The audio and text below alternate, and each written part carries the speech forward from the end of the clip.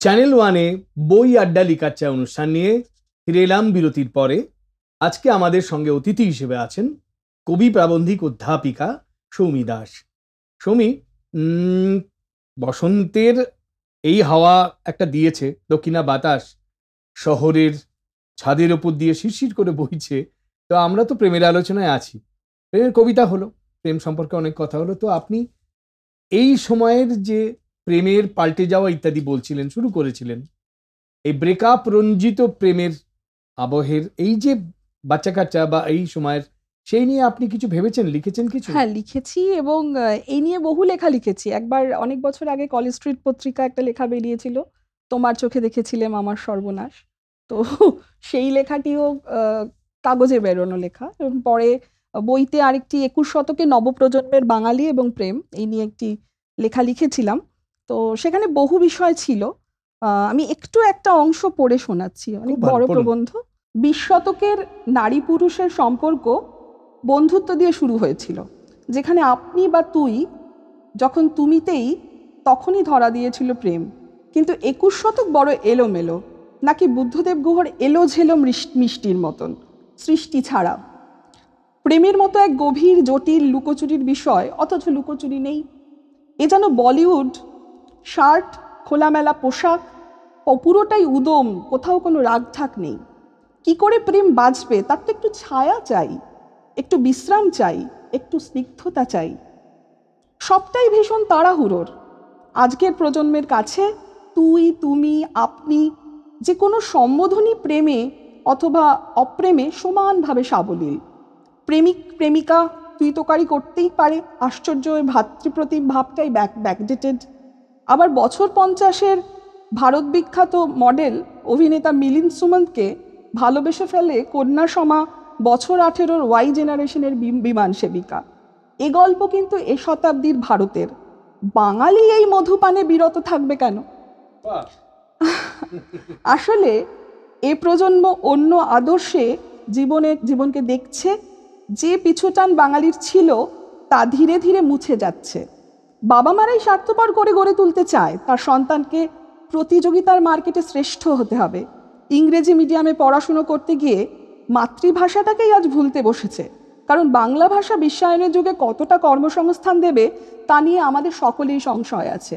এ কথা যেমন সত্য, তবু শিকড়হীন বাঙালি প্রজন্ম বুঝতে পারছে না কতটা দিন এই ইংরেজি ভাষা। প্রেম, স্নেহ, ভালোবাসা সর্ব অর্থেই একটাই শব্দ, লাভ। গুরুজনের ভালোবাসাও লাভ, প্রেমিকেরও লাভ। বাংলা ভাষা এতটা দৈন্য নয়। আসলে পশ্চিমী ভাবনার দাপটে প্রেম বেচারা বাঙালিকে বড় অসহায় করে দিয়েছে। 21 শতকের বঙ্গসন্তান প্রেম করলেও চায় স্বাধীন, নির্ভার, দায়হীন জীবন। কোনো ভাগাভাগি, কম্প্রোমাইজ, শেয়ারিং এদের প্রজন্ম দেখেনি। নিউক্লিয়ার পরিবারে বেড়ে ওঠা এ সময়ের বঙ্গসন্তান বাঙালি হওয়ার চেয়ে গ্লোবাল সিটিজেন হতে বেশি পছন্দ করে। আচ্ছা, না, একটা কথা আমার মনে হলো যে এই যে লাভ বলছেন আপনি, তো এইটাকে মানে আই লাভ ইউ বলে যা বোঝাতে পারে আজকের দিনের বাঙালি, ছোটদের কথা বলছেন, এমনকি আমাদেরও, সে কি আমি তোমাকে ভালোবাসি বলে বোঝানো যাবে মনে হয় নাকি? ভালোবাসা, প্রেম, স্নেহ, ভালোবাসা হলেই তো আপনারা আবার বাঙালি গান গাইবেন, সখী ভালোবাসা কারে কয়, সে কি কেবলই যাতনাময়? ইংরেজি ভাষার দীনতাটাকে তো স্বীকার করে নিতে হবে। ওরা মানে বাবা মাকেও বলছে আই লাভ ইউ, আবার প্রেমিককেও বলছে আই লাভ ইউ। তো বাংলা এতটা দিন নয়, সেটাই বলতে চাই যে বাংলায় মাকে ভালোবাসাটা অন্য, সেই ভালোবাসার স্বাদ আলাদা।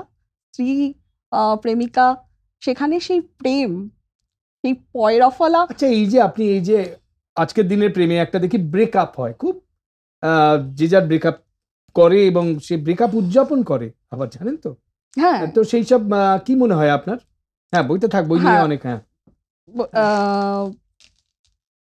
আসলে কি হয়েছে, নাকি আপনি সেই সেকেলে ধারণায় পড়ে আছেন একটাই প্রেম করতে হবে, সেটাকে আঁকড়ে থাকতে হবে? না, এটা একটা মুহূর্ত। এই যেমন সেলফি তুলি না আমরা, একটা মুহূর্তের জন্য মানে লেস ইজ মোর, মানে আমাদের কাছে না একটা ছোট্ট মুহূর্ত এখন খুব বড় হয়ে দাঁড়িয়েছে। এই যে আপনার সাথে আমি কথা বলছি, এই মুহূর্তটা এখন এই মুহূর্তে খুব দামি।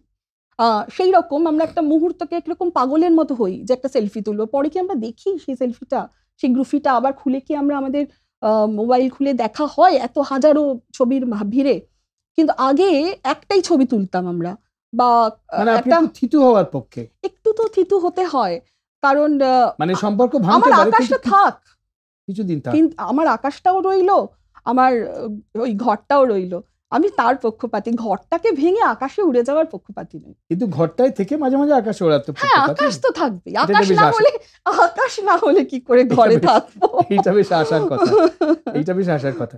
তা আপনারা ছাত্রছাত্রীরা যখন প্রেম করেন, আশপাশে ঘুরতে লাগেন, আপনার তো দেখতে ভালোই লাগে, তাই মনে হয় হ্যাঁ, যে সেই কারণেই তো যে আমরা আমাদের এত ভালোবাসাটা আমরা তো নবীন থাকি।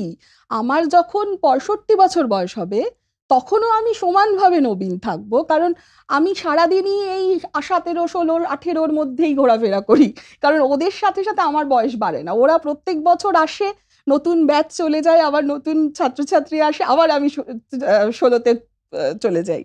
আচ্ছা, তো বুদ্ধদেব বসু তো বলেছেন যে গড়িয়াহাটের সৌন্দর্যের কথা বলেছেন, নারীদের কথা বলেছেন। বুদ্ধদেবের প্রবন্ধ কিন্তু এখনো লোকে পড়েন, মানে অন্তত আমরা যারা কবিতা চর্চা করতে এসেছি, হ্যাঁ, আমরা যারা একাডেমিক ফিল্ডে তো পড়তেই হবে, ওনাকে বাদ দিয়ে আমরা সমালোচনা, না ক্রিয়েটিভ ফিল্ড যারা কবিতা লেখেন, কবিতা ধরুন লিখে কবিতার শত্রু মিত্র, অবশ্যই পড়তে হবে, বদ্রিয়ারের অনুবাদ এসব ছাড়া অবশ্যই অবশ্যই পড়তে হবে, এবং ওনাকে বাদ দিয়ে আমরা কিছু ভাবতেই পারি না। ঠিক একইভাবে আমি সতীনাথ ভাদুড়ির জাগরির উপরে কাজ করেছিলাম। এমন একজন লেখক, মানে আমার তো মনে হয় অনেক মানুষের ওনার কাছ থেকে উপন্যাস লেখার মানে ধারণা পাওয়া দরকার, মানে এত, মানে অল্প লিখেছেন কিন্তু অসাধারণ লেখা। আপনারা এখনকার সিনেমা দেখেন, হ্যাঁ, মানে হ্যাঁ, সুজিত হ্যাঁ, মুখার্জি হ্যাঁ, বা হ্যাঁ, আমি তো ছেলেমেয়েদের বলেছি যে হইচই, নেটফ্লিক্স সব রাখো, সব দেখো, এবং সব দেখার মধ্যে থেকেই, সব জানার মধ্যে থেকেই কোনটা ভালো আর কোনটা খারাপ সেটা নিজেরাই বুঝে নেবে, সময় তোমাকে বুঝিয়ে দেবে। বেশ এরকমই আকর্ষণীয় অকপট অনেক কথাবার্তা বাকি রয়ে গেছে, কেউ যাবেন না, একটা ছোট্ট বিরতি নিতে হবে, ফিরে আসছি একটা বিরতির ওপারে।